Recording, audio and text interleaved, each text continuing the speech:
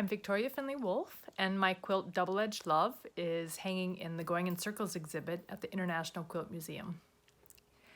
When I was first making my very first double wedding ring quilt, which was Double-Edged Love, I had a quilt top that I was really not happy with that I had made.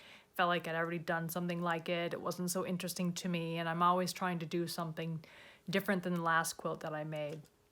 So I took that quilt top and I cut it apart into the parts of a double wedding ring, which are the opposite of the way that you would normally do a double wedding ring. A traditional double wedding ring, you would find the colors in the arcs, and I cut out the concave square, the big shape in the middle, and also the little small melons.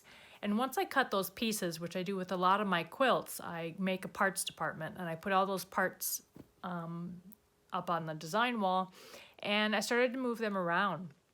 And what I was noticing right away within that traditional pattern was that the spaces that I was filling with color was leaving me with a lot of negative space, which is a very modern concept for leaving space empty and untold, and what's the power of that negative space. I also started making real connections between tradition and modern by doing so. I was also thinking about where I came from and where I live now. My roots in quilting are based on my grandmother who did scrap piecing, so I was very happy to use up the quilt top that I had before, because that was always something that she did as well. You never let anything go to waste.